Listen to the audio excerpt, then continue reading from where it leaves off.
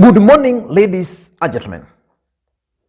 President Uhuru Kenyatta yesterday hosted bishops, reverends, pastors, and church leaders from the 21 counties from Mount Kenya region at State House in Nairobi.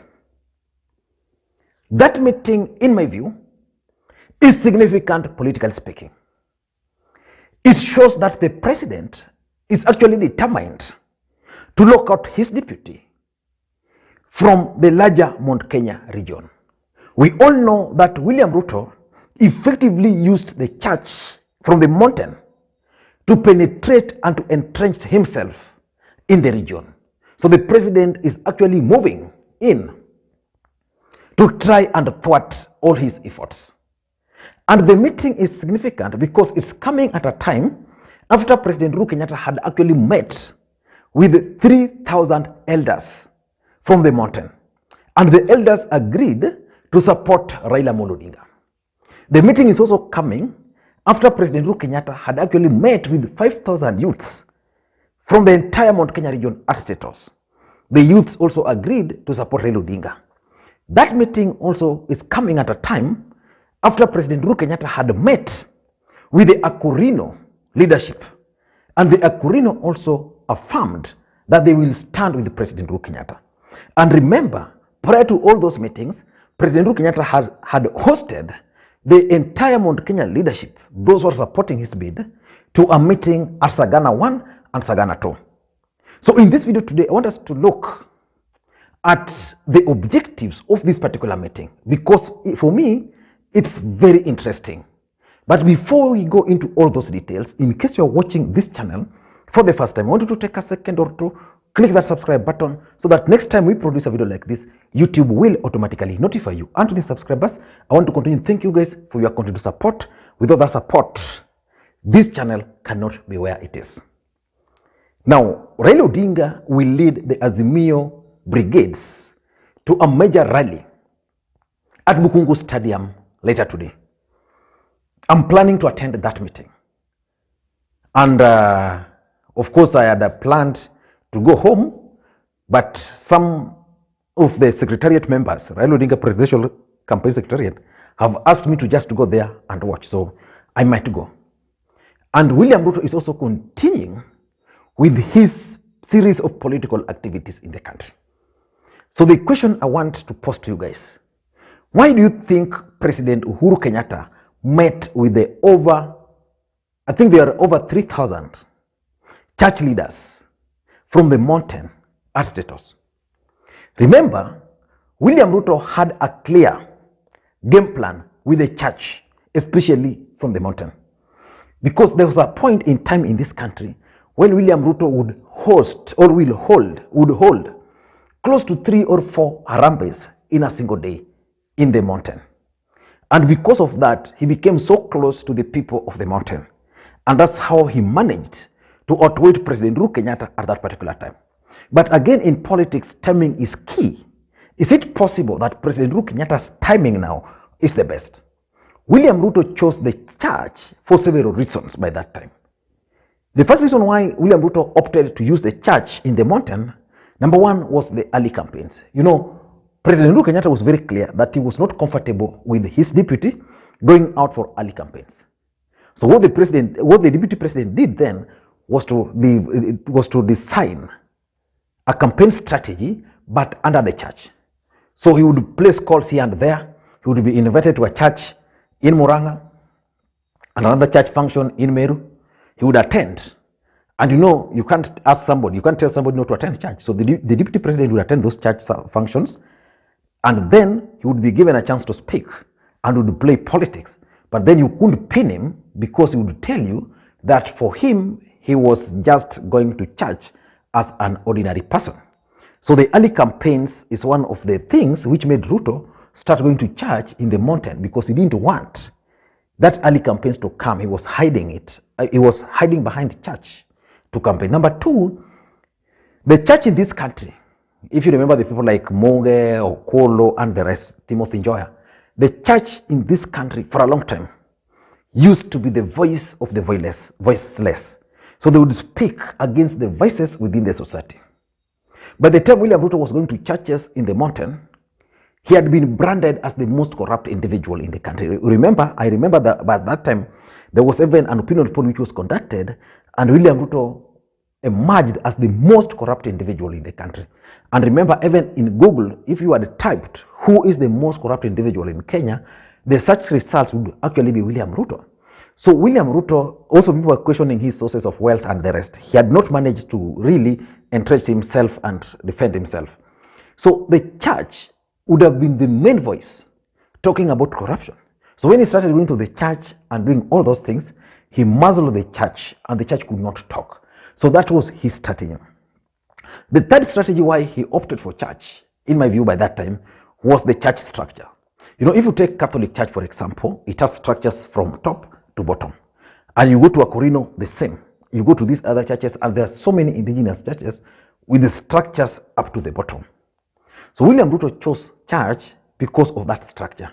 So going to a church, for example, means you can easily use their structure up to down there. So because of the church structures, he was able to effectively manage to sell his agenda to the locals. Like for example, if a Catholic church in Muranga were meeting and several other churches from down were coming to that meeting, the deputy president would make himself available. He would pass his message, and once the people who attended the church service would leave, they leave with his information. And number 4 was about emotions. You know, it is always said that the church in this country is the most gullible. So normally, if you want to appeal to the emotions of people, the best and the easiest target is church. And not just church, the indigenous churches. So William Ruto then appeared as someone who was church God-fearing and the rest. And because of that, so many people started believing in him. There are so many these Pentecostal churches which were just formed, mushrooming all over, especially in Nairobi. They invited Ruto to their functions. Most of them would even predict his victory. Some of them would even curse Raila Odinga. So he used it effectively to manage the emotions. And lastly, he wanted to continue with the narrative. You know, a fear had been created amongst the Kikuyus, especially on Raila Odinga. President Uhuru Kenyatta made the matter worse when he hired Cambridge Analytica. So Raila Odinga was the devil. And President Uhuru Kenyatta was now working with Raila Odinga. So how would the deputy president sustain that devil tag on Raila Odinga? That Raila Odinga ni mganga, he's not a church person, you know. How would he do that? Go to church, talk to church, hold a rambe, appeal to their emotions. And because of that, the deputy president managed to patch himself right in the church, especially in the larger Mount Kenya region. I remember at some point, even the church in the Rift Valley asked the question, when are you coming to Rift Valley?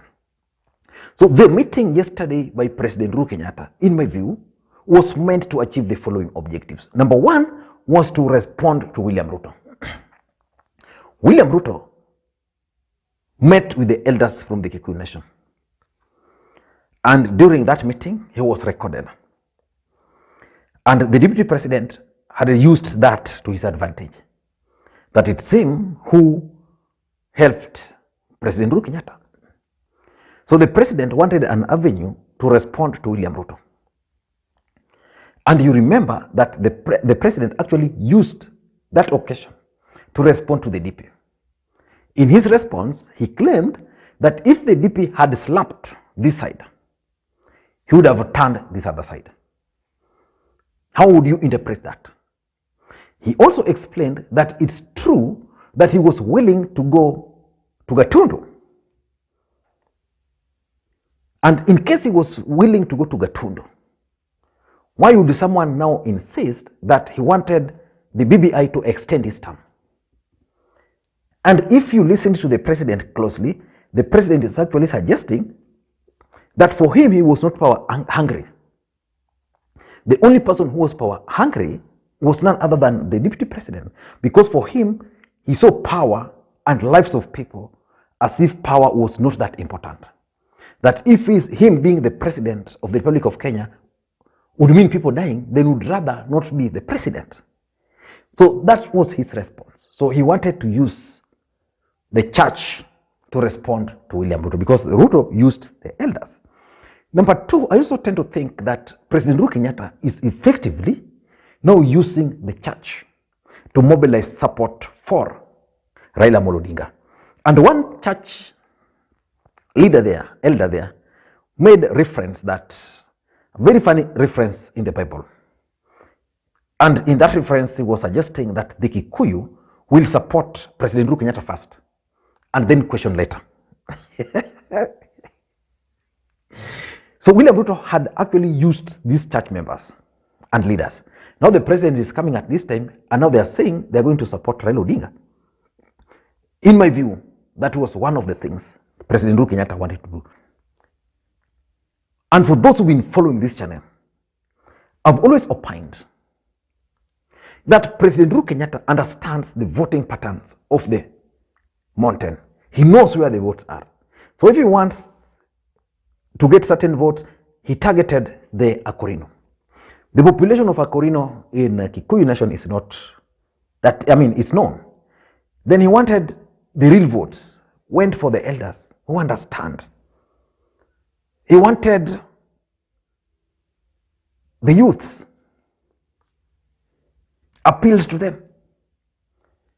And now he's going to church. So if 40% of these people will listen to him, that will be enough for him to make Raila Odinga the president. Number three, I also tend to think that President Uhuru Kenyatta is actually keen on scuttling William Ruto's influence in the region. Today in this country, especially in the mountain, William Ruto is actually the king. He's controlling all churches.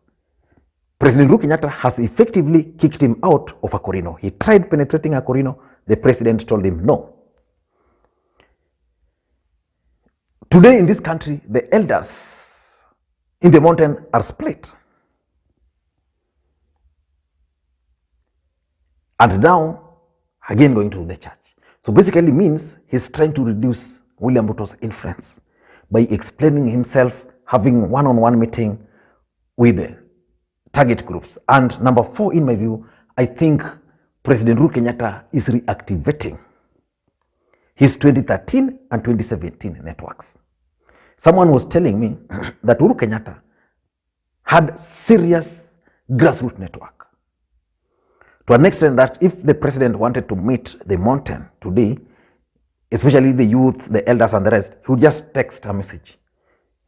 Numbers are there, the contacts are there, their geography are there. He will easily manage to call those meetings. And most of these people are people who believe in him. So I tend to think that even these church leaders are the leaders who believe in President Uhuru Kenyatta.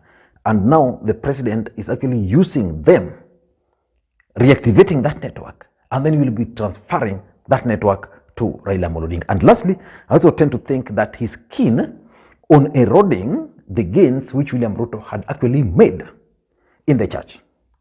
Let's face the reality. When it comes to the church in this country, especially in the mountain, William Ruto had penetrated fully. He had. The church was in his pocket. So Uhuru Kenyatta began Akorino locked. He's now going for the mainstream. So let us wait and see his next move. But in general, the idea is to erode any gains William Ruto might have made. Uhuru Kenyatta is coming, in my view, too late. But maybe later, better late than never. I don't know what you think. That's my take. Thank you guys, and please may you have a good day. Bye-bye.